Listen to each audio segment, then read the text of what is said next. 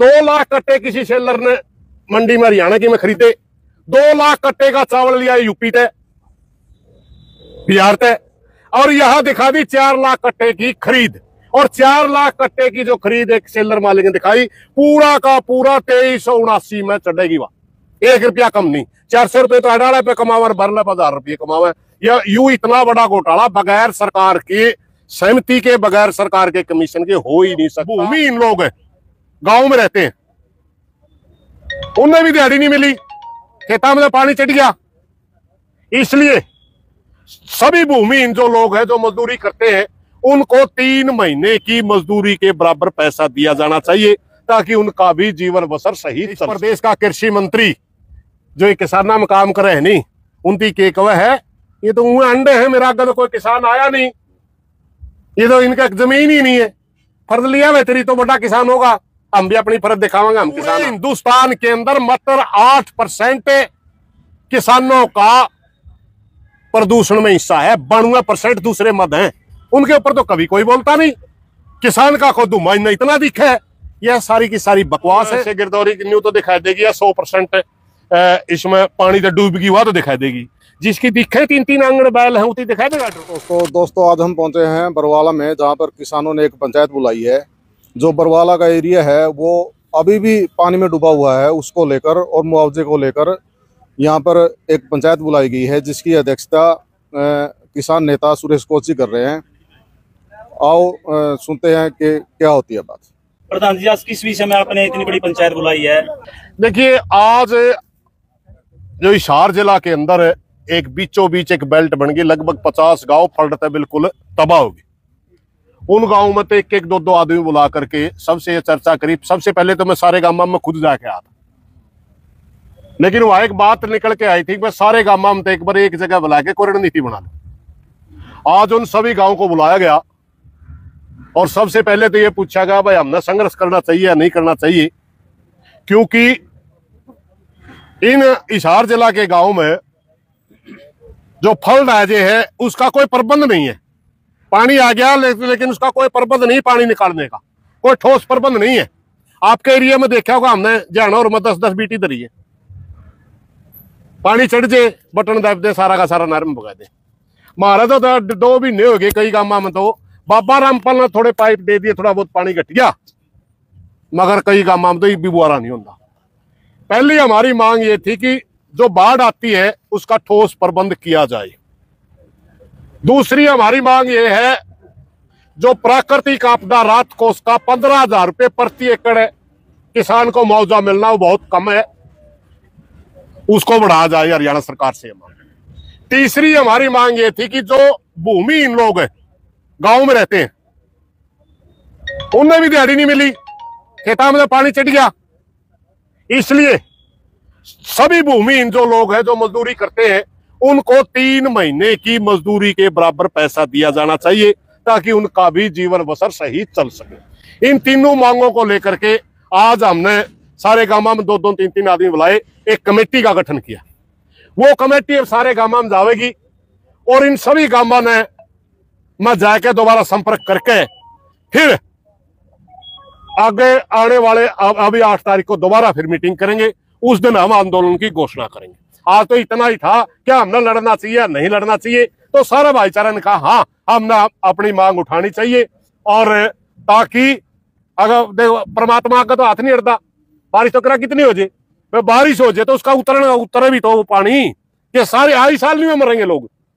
उसका ठोस प्रबंध के लिए आज यह कमेटी बनाएगी। कमेटी संघर्ष करेगी और संघर्ष करके सारे साथियों को जोड़ करके एक बड़ा आंदोलन की शुरुआत करें। प्रधान जी, मतलब लंबी बारिश होने के कारण बहुत से गांवों के अंदर मकान भी गिर चुके हैं, जिसमें कई लोगों की जान भी चली गई। उसके बारे में क्या कहोगे आप? देखिए, जान की तो सूचना नहीं है कहीं, जान की तो अपने गांव कोसकला में एक लोहारा का बहू गुजरी थी, एक ही है।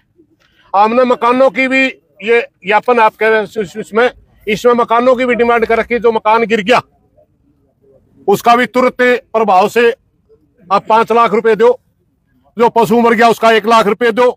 मगर ये सूचना नहीं थी हमारे पास, तो हमने उस चीज को थोड़ा सा आपके सामने हाईलाइट नहीं करी, लेकिन ज्ञापन में सारी चीजें हैं और उस हिसाब से कोशिश कर रहे हैं कि सरकार जल्दी किसानों को बुला करके इनकी समस्या का हल करे, वरना एक बहुत बड़ा संघर्ष हिसार जिला में बाढ़ प्रभावित गांवों का आप देखने जा रहे हैं। प्रधान जी, गिरदौरी में जो खराबी थी वो ई पोर्टल पे कल चढ़ रहे थे, क्या वो सही हो गए? भाई ये पोर्टल है नहीं सही मानना तो ये पोर्टल मारी जाने का गाला हो गया।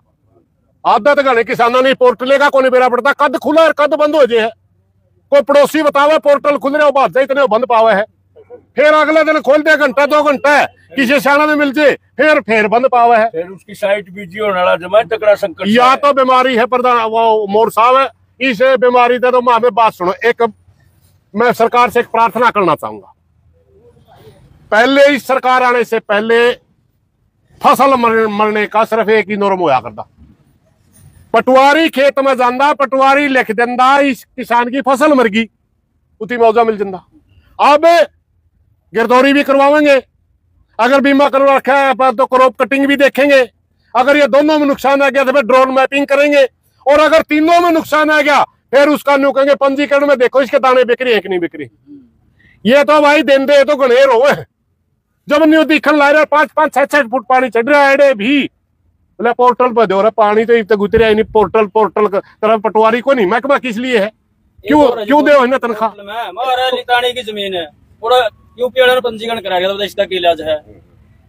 वो तो किस्मा लग रही बहुत मौका कटवाया, मैनुअल गिरदारी नहीं हो जी, ड्रोन से गिरदारी करी है जी। फिर क्या ड्रोन से गिरदौरी न्यू तो दिखाई देगी, 100% इसमें पानी तो डूबेगी वह तो दिखाई देगी, जिसकी दिखे 3-3 आंगन बैल है उतनी दिखाई देगा ड्रोन। एक बात बताऊं ड्रोन इतना बड़ा धोखा है, शरसम की गिरदौरी करवा दी वाडड़ा में, ड्रोन से गिरदौरी कर दी, बैल का दाना उसमें फली में दाना है कि नहीं ड्रोन देख लेगा, गेहूं में ड्रोन की गिरदौरी कर बैल में दाना है कि नहीं देख लिया, बैल तो देख लेगा दाना है कि नहीं देख लेगा ड्रोन। यू है सिर्फ और सिर्फ किसानों को गुमराह करके पैसा ना देने की एक चाल है। ड्रोन मैपिंग का क्या मतलब है? सर ड्रोन से जो धुआं हो रहा है पराली में आग लगावे किसान जो भी है, तो उससे ड्रोन से जो हर घर में चलाना लग रहे हैं तो भी तो ड्रोन से आ रहे हैं ना जी। 5% किसानों ने भी पराली नहीं जलाई जी। आज सारे शहरा का मापिए, आज प्रदूषण क्या का है पूरे हिंदुस्तान के अंदर मात्र 8% किसानों का प्रदूषण में हिस्सा है, 92% दूसरे मद हैं, उनके ऊपर तो कभी कोई बोलता नहीं। किसान का खुद मायना इतना दिखा है, यह सारी की सारी बकवास है।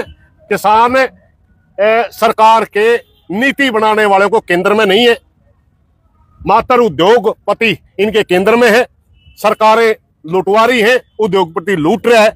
400 रुपए का कट मुख्यमंत्री जी को नहीं दिखता सैनी साहब को, और एक प्रदेश का मुख्यमंत्री तो जो भाषा बोल रहा है, इस प्रदेश का कृषि मंत्री जो एक किसाना में काम करे है नहीं, उनकी के कवे है ये तो अंडे है, मेरा अगर कोई किसान आया नहीं, ये तो इनका जमीन ही नहीं है, फर्ज लिया वे तेरी तो बड़ा किसान होगा, हम भी अपनी फर्ज दिखावांगे, हम किसान है।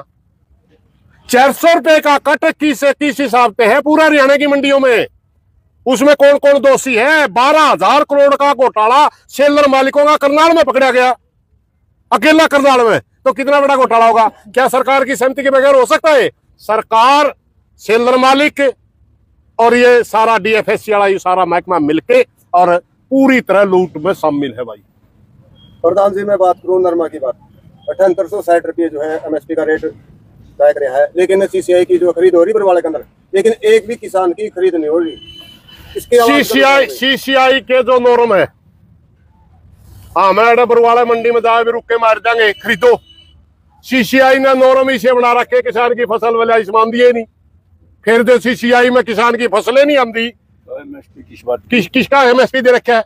मुख्यमंत्री कहे 24 फसलें खरीदूं, मैंने न्यू बता दे उसने 1 फोआ खरीदा हरियाणा में, पूरा 1 फोआ भी नहीं, एक क्विंटल कपास नहीं खरीदी पूरा हरियाणा में, कह दिया कपास का ये तो नॉर्म पूरे नहीं करती। मेरे भाई पानी बरस गया वो किसान का क्या कसूर है?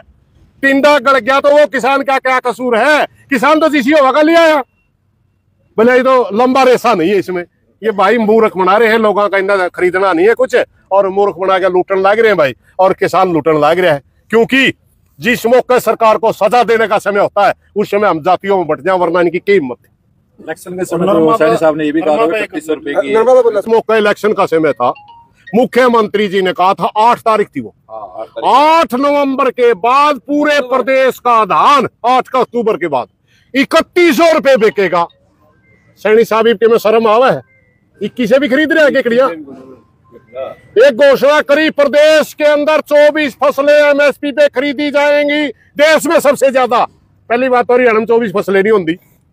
और फिर एमएसपी, भाई सुखबीर बता रहा था, एमएसपी का मतलब होता है कम से कम, मिनिमम सपोर्ट प्राइस, कम से कम। एमआरपी नहीं है, हाईएस्ट नहीं है, कम से कम भाई इतना तो मिलना ही चाहिए। और उससे भी नरमा के बाद को 3000 रुपये नीचे भाव चला, 3000 शर्म आनी चाहिए। तो यूपी से जीरी आ रही है सर, जो इलाके में गुरुनाम सिंह चुड़ूनी जीरी को पकड़े भी है, ट्रकों को पकड़े है, पर्यटकों को। और आपके ही जो किसान नेता है साथ में काम करते हैं, राकेश टिकैत जी, उस जीरी को वहां पर क्यों नहीं रोकते? और जो आप मंडियों में रोड़ा चल रहा है जी, पूरा हर मंडी के अंदर जी, कहीं जी धान को लेकर है, कहीं नरमा को लेकर है, लेकिन अब राकेश टिकैत तो दिखाई नहीं देते जी कहीं भी हरियाणा के अंदर। चलो मैं व्यक्तिगत टिप्पणी तो नहीं करता, बाकी जितना उनका बड़ा नाम है यूपी में एमएसपी के ऊपर, उन्हें जीरी खरीदवानी चाहिए या कहो आप मांगे या करो कि उसने उन्हें खरीदवानी चाहिए। अगर वो यूपी के अंदर वो साथी जीरी खरीदवा दे तो शायद हरियाणा के किसानों की दिक्कत नहीं आवे। मैं अपना बताऊं, इसमें 2 तरह के स्कीम होते हैं धान में। एक तो 400 रुपया इकट्ठा लग गया, एक बिहार के अंदर और उत्तर प्रदेश के अंदर जिन सेलर मालिकों के सेलर हरियाणा में, वही सेलर मालिकों के सेलर यूपी और बिहार में, वहां धान कूटेंगे, चावल निकाल देंगे। 2 लाख कट्टे किसी सेलर ने मंडी में हरियाणा की में खरीदे, 2 लाख कट्टे का चावल लिया यूपी तय, बिहार तय, और यहां दिखा दी 4 लाख कट्टे की खरीद। और 4 लाख कट्टे की जो खरीद एक सेलर मालिक ने दिखाई, पूरा का पूरा 2379 में चढ़ेगी। वहां 1 रुपया कम नहीं। 400 रुपये तो अडाड़ा पे कमावा, 12,000 रुपये कमावा। या यूं इतना बड़ा घोटाला बगैर सरकार के सहमति के, बगैर सरकार के कमीशन के हो ही नहीं सकता। भाई सरकार लुटवाएगी तो फिर किसके बस की बात है? सरकार की सहमति से चल रहे हैं सारे सौदे।